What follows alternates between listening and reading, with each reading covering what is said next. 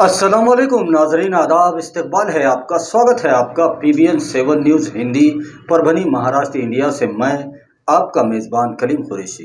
आइए नाजरीन, डालते हैं आज की सबसे अहम और ब्रेकिंग न्यूज़ पर नज़र। परभनी शहर के नज़दीक में स्थित टाकली कुंभकरण गांव में एक 35 वर्षीय युवक की सड़ी गली लाश 10 नवंबर को कुएं में पाई गई थी।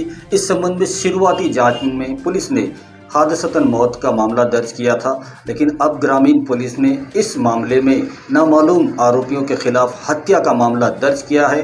पुलिस ने इस मामले में जो लाश बरामद हुई है वो पूरी तरह से सड़ी गली होने की वजह से अब तक भी इस युवक की पहचान नहीं हो सकी है। PBN 7 के फटाफट खबरों में मैं साक्षी सूर्यवंशी आपका स्वागत करती हूँ। शुरुआत करते हैं खबरों की एक अच्छी खबर से। देश में कोरोना का संसर्ग बढ़ने के बाद सरकार की ओर से लॉकडाउन लगाया गया था। कोरोना का प्रभाव कम होने के बाद लॉकडाउन शिथिल कर दिया गया।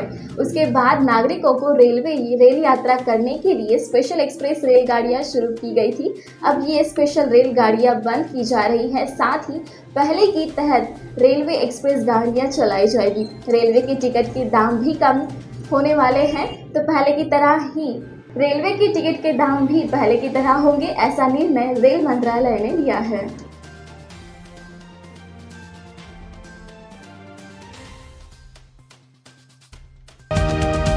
परभनी में शुक्रवार की रात 10 बजे स्टेडियम के सामने एक 4 पहिया वाहन से अवैध तौर पर बिक्री करने के लिए ले जा रही 76,800 रुपए की विदेशी शराब पुलिस ने जब्त की है। इस संबंध में हिंगोली निवासी नंदकिशोर जायसवाल के खिलाफ नया मुंडा पुलिस थाने में मामला दर्ज किया गया है। परभनी की राज्यसभा सांसद प्रोफेसर डॉक्टर फौजिया तहसीन खान की नियुक्ति केंद्र शासन द्वारा खाद्य उपभोक्ता मामला और सार्वजनिक वितरण व्यवस्था स्थायी समिति सदस्य के तौर पर की गई है। साथ ही महिला सशक्तिकरण के लिए गठित समिति पर भी उनकी नियुक्ति की गई है। नियुक्ति किए जाने पर सांसद फौजिया खान ने केंद्र शासन का आभार व्यक्त किया है। अब एक बुरी खबर। परभनी शहर के वरिष्ठ उद्योजक रामेश्वर सेठ अग्रवाल का आज शनिवार की सुबह 10 बजे के समय औरंगाबाद में एक निजी अस्पताल में 85 वर्ष की उम्र में निधन हो गया। अग्रवाल सामाजिक, धार्मिक और व्यापारिक क्षेत्र में हमेशा आगे रहा करते थे। उनका कई संगठनों से संबंध था।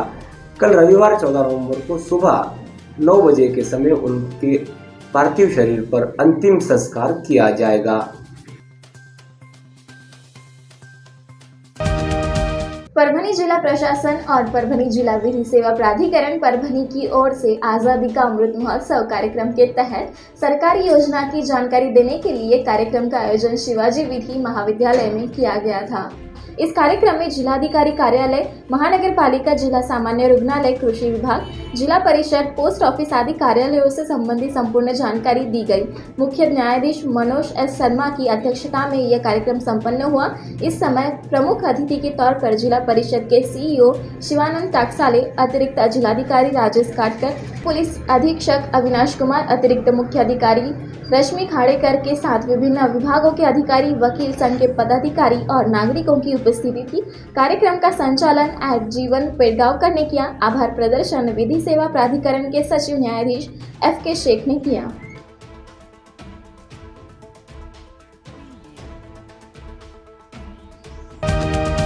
पूरे राज्य के साथ साथ परभनी जिले में भी शुक्रवार को त्रिपुरा की घटना के निषेध में और मोहम्मद पैगंबर साहब की बेहुरमती किए जाने के निषेध में बंद रखा गया। साथ ही जिलाधिकारी कार्यालय के सामने स्थित मैदान पर धरना प्रदर्शन किया गया।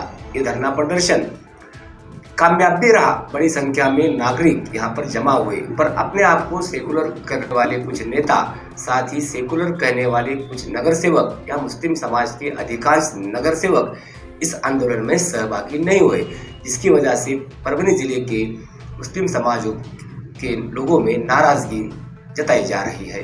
आइए देखते हैं इसके संबंधी एक विस्तृत रिपोर्ट।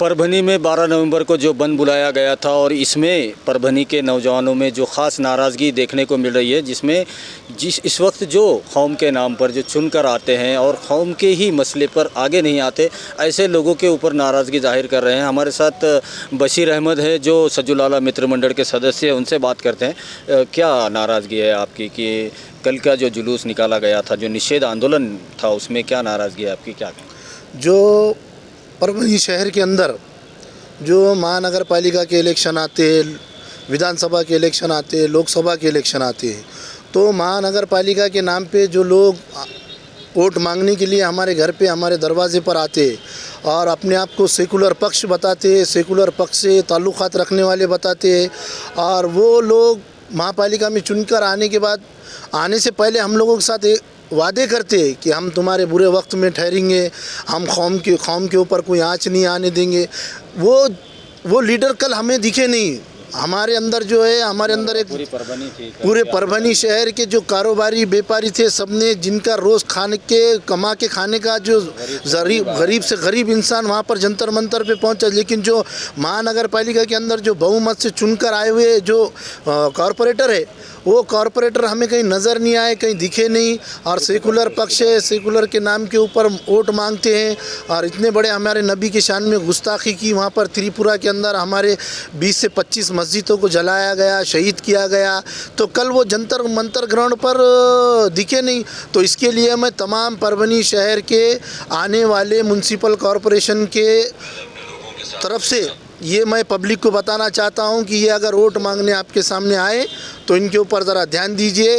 ये लोग कल आए नहीं और कल आंदोलन के अंदर शिरकत इन्होंने किया नहीं, और आप अपना वोट, कीमती वोट, सोच समझकर हमारे जो आधी रात को काम आने वाले हैं शहर के अंदर, उन्हें दे, मेहरबानी करके। जय हिंद, जय भारत। हमारे साथ परभनी युवा रिपब्लिकन सेना के ज़िला अध्यक्ष आशीष वाकड़े साहब है, युवा नेता है। वो भी नाराज़ है क्योंकि कल का जो आंदोलन हुआ था वो पूरे परभनी में ये आंदोलन हुआ था, काफ़ी शांतिपूर्ण ये आंदोलन लोक नेता विजय वाकड़े साहब, शफीक मिल्लत सैयद समी उर्फ माजुलाला साहब, इनके नेतृत्व में हुआ है। एक भी यहाँ पर अप्रिय घटना देखने को नहीं मिली। लोग नाराज़ है कि दूसरे जो प्रतिनिधि है, जो चुन कर आते हैं कौम के नाम पर, वो नज़र नहीं आ रहे थे। हम बात करते हैं आशीष भैया वाकड़े साहब से। वाकड़े साहब, क्या कहना चाहें? जी, अभी जो त्रिपुरा में मुसलमानों पे जो अत्याचार चालू है इस देश में, ये बहुत ही घिनौनी घटना इस देश में हो रही है। ये लोकशाही का देश है और इस त्रिपुरा के घटना के विरोध में जो कल मोर्चा निकाला गया परभनी में, वो मोर्चा बहुत ही, जो हर एक मुसलमान, गरीब से गरीब मुसलमान अपना धंधा पानी सब बंद करके इस मोर्चा में शामिल हुआ। इस मोर्चा का नेतृत्व पूरे मौलाना, हमारे मार्गदर्शक माजुलाला, हमारे पिताजी विजय वाकड़े साहब, ये सब इस मोर्चा में शामिल हो गए। जो इन लोगों के लिए रास्तों पे उतरते हैं, जो हर एक जाति के लोग के लिए रास्तों पे उतरते हैं, मुसलमानों के लिए जो वोट मांगने को, मुसलमानों का वोट मांगने को आते हैं। एक हर पार्टी के सेकुलर बोलने वाले लोग जो सिर्फ मुसलमानों के वोट के लिए आप उनके पास जाते हैं, उनका काम था कि कल के मोर्चे में आके मुसलमानों के इस मोर्चे को समर्थन देना, और ये जो अन्याय अत्याचार मुसलमानों पे हुआ है उसके लिए खड़े रहने का काम इन सेकुलर बोलने वाले नगर सेवकों का, जो भी है, जो आज आमदार है, खासदार है, जो है, उनका काम था कि कल के मोर्चा में आके इन मुसलमानों के ये प्रोटेस्ट को सपोर्ट करने का काम था। मगर कोई भी नहीं आया। या इस मोर्चा में सिर्फ, मैंने कल देखा, ये मोर्चा में सिर्फ गरीब से गरीब मुसलमान अपना धंधा पानी सब बंद करके, सब काम छोड़ के वो मोर्चा में आया था। क्योंकि ये आत्मीयता का विषय है। किसी भी समाज पर अगर अन्याय अत्याचार होता है तो वो समाज हम देखने का काम हमारा नहीं है। हम लोकशाही के देश में रहते हैं। हमारा काम रहता है कि हम परभनी में रह रहे हैं, हम उनको वोट मांग रहे हैं आपको, तो उनके लिए आपको रास्ते पे उतरने का काम हमारा रहता है। मगर मुझे ऐसा दिखा नहीं। आज आप नगर पालिका का इलेक्शन है, यही लोग, आप जो मोर्चा में लोग नहीं थे वही लोग अब कल आएंगे और आपको वो कल वोट मांगेंगे। मगर मेरी दरख्वास्त है, पूरे मेरे मुसलमान भाइयों से दरख्वास्त है कि इनको पहचानो कि जो अपने लिए खड़ा है, अपने जात के लिए खड़ा है, अपने समाज के लिए खड़ा है, उसी व्यक्ति के पीछे मुसलमानों ने अपनी ताकत लगाकर उसको आगे बढ़ाना चाहिए। इतना ही बोलता हूँ, रुकता हूँ। इसके साथ ही PBN 7 के हिंदी खबरों का सिलसिला यहीं खत्म हुआ। कल फिर मिलेंगे नई खबरों के साथ।